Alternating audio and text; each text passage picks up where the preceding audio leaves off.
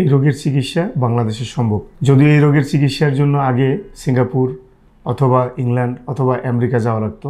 আজকে আপনাদের সাথে যে বিষয়টি নিয়ে আলাপ করব সেটা হচ্ছে মলত্যাগে বাধাগ্রস্ত হওয়া বা বাধাগ্রস্ত মলত্যাগের সমস্যা।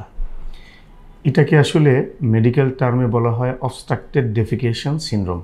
আসসালামু আলাইকুম, আশা করি আপনারা সবাই ভালো আছেন, সুস্থ আছেন। আমি আপনাদের সাথে রয়েছি ডাক্তার গোলাম মোস্তফা, সহকারী অধ্যাপক, কোলোরেক্টাল সার্জারি বিভাগ, ঢাকা মেডিকেল কলেজ। তো আপনি কি করে বুঝবেন যে আপনার এই বাধাগ্রস্ত মলত্যাগ আছে কি নাই?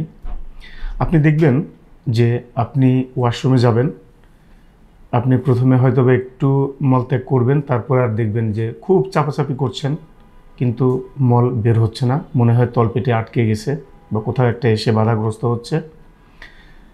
15 থেকে 20 মিনিট বসে আছেন কিন্তু কোনোভাবেই এটা বের হচ্ছে না।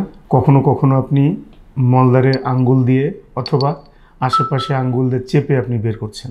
মলটা সাধারণত কখনো কখনো নরম, কখনো কখনো গুটি গুটি হয়।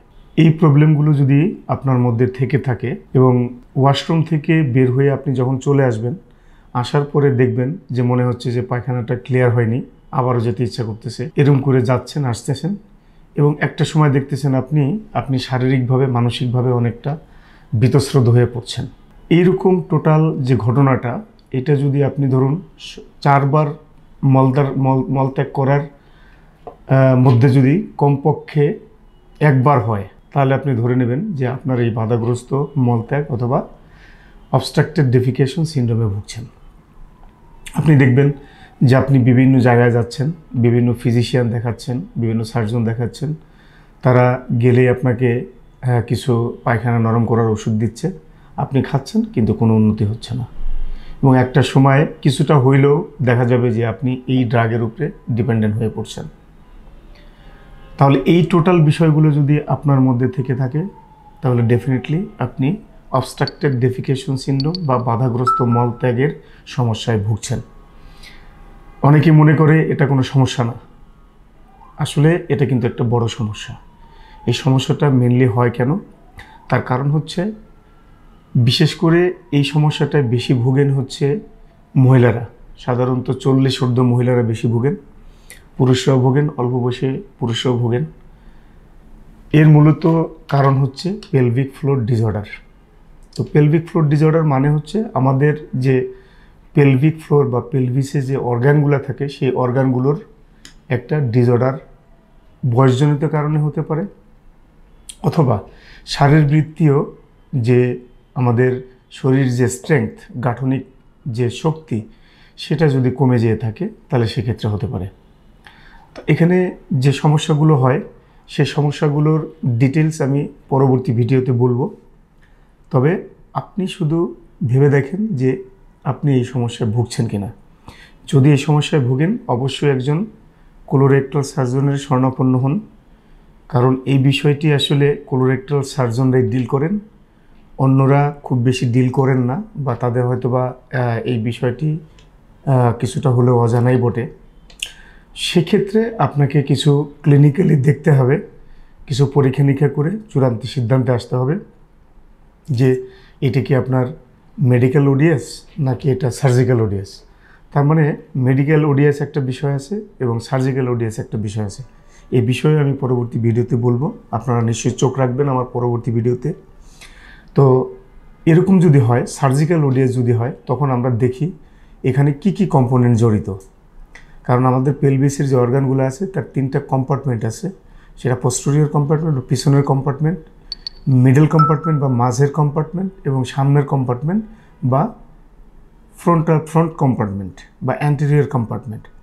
সো কোন কম্পার্টমেন্ট এখানে এই সমস্যার জন্য জড়িত, সেটা মূলত আমরা একটা টেস্টের মাধ্যমে নির্ণয় করে থাকি। এটার নাম হচ্ছে এমআর ডেফিকোগ্রাফি, সংক্ষেপে এটা হচ্ছে যে ডেফিকেশন প্রক্টোগ্রাফি, অথবা পায়খানা করার সময় এমআরআই করা।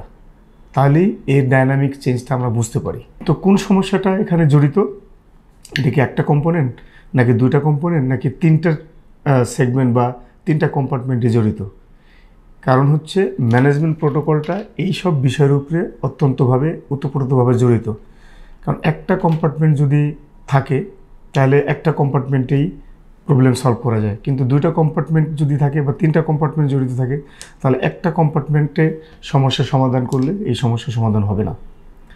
সে কারণে এই এমআর ডেফিকোগ্রাফি করে এই ডিসিশনটা আমরা সাধারণত নিয়ে থাকি।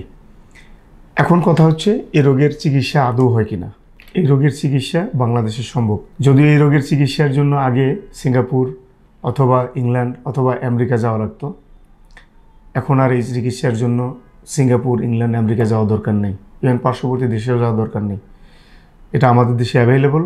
আমরা কলোরেক্টাল সার্জনরা ফ্রিকুয়েন্টলি করে যাচ্ছি। এগুলার রেজাল্ট এখন পর্যন্ত শর্ট টার্ম রেজাল্ট আমাদের হাতে আছে, এর রেজাল্ট খুবই ভালো। লং টার্ম রেজাল্ট যদিও আমাদের হাতে নাই, কারণ এই চিকিৎসা পদ্ধতিগুলো বাংলাদেশে শুরুই করেছিলাম আমরা 2018 সালে। এর আগে এই চিকিৎসা হতোই না। তো 2018 থেকে আজকে 2025 পর্যন্ত আমাদের হাতে যথেষ্ট এভিডেন্স আছে, যে এভিডেন্সগুলো আমরা এখন পর্যন্ত এই ইনফারেন্সে আছি যে short term result is fine, but what about the long term result, এটা আসলে বহির্বিশ্ব খুব বেশি নাই, আমাদের হাতে তো নাই বটে। সুতরাং আমার মনে হয় অবস্ট্রাকটেড ডেফিকেশন সিনড্রোমের সমস্যায় যদি কেউ ভুগে থাকেন তাহলে আপনারা বিভিন্ন জায়গায় ঘোরাঘুরি না করে, বিশেষ করে ফিজিশিয়ানের কাছে যে এই পায়খানা নরম করার ওষুধ খাওয়ার কোনো যুক্তি নেই। আসুন এই রোগের নির্ণয় চিকিৎসা নিন। ভালো থাকুন, সুস্থ থাকুন। ধন্যবাদ সবাইকে।